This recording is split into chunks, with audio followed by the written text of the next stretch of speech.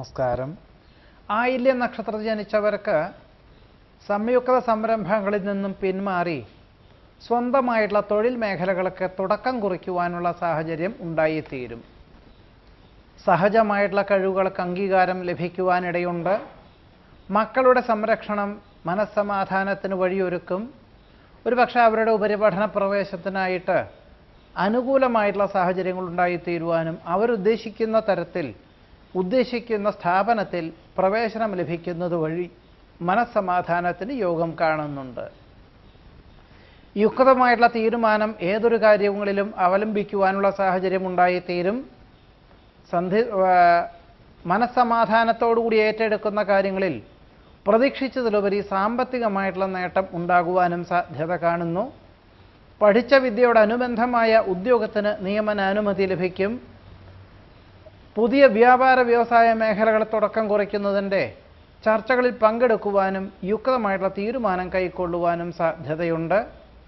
ആഗ്രഹിക്കുന്ന വിദേശയാത്രയ്ക്ക് അനുകൂലമായ അനുമതി ലഭിക്കും. എന്നാൽ മാസത്തിൻ്റെ പകുതി മുതൽ ആയില്യം നക്ഷത്രക്കാർക്ക്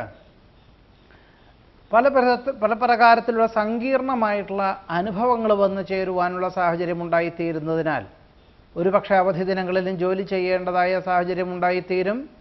ഔദ്യോഗികമായിട്ടുള്ള ചുമതലകൾ വർദ്ധിക്കുവാനിടയുണ്ട്. വീഴ്ചകളുണ്ടാവാതെ സൂക്ഷിക്കണം. സാമ്പത്തിക ക്രയവിക്രയങ്ങളിൽ വളരെ ആത്മനിയന്ത്രണം എല്ലാ പ്രകാരത്തിലും വേണ്ടതാണ്. അബദ്ധമുണ്ടാവാതെ ഏതൊരു കാര്യങ്ങളെയും കൊണ്ടുപോകുവാനുള്ള സാഹചര്യം ഉണ്ടാകുവാനായിട്ട് ആത്മനിയന്ത്രണവും വിദഗ്ധമായിട്ടുള്ള നിർദ്ദേശവും അതിലുപരി ഈശ്വര പ്രാർത്ഥനകളും വേണ്ടിവരും. കാര്യസാധ്യം കൈവരുവാനായിട്ട് ഒരുപക്ഷെ വളരെ പ്രയത്നിച്ച് മാത്രമേ മാസത്തിൻ്റെ പകുതി മുതൽ അനുഭവയോഗ്യമായി തീരുകയുള്ളൂ.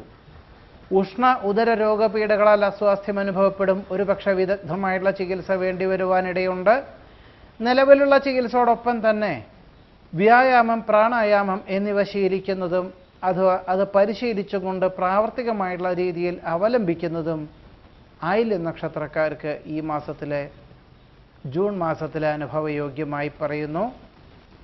നമസ്കാരം.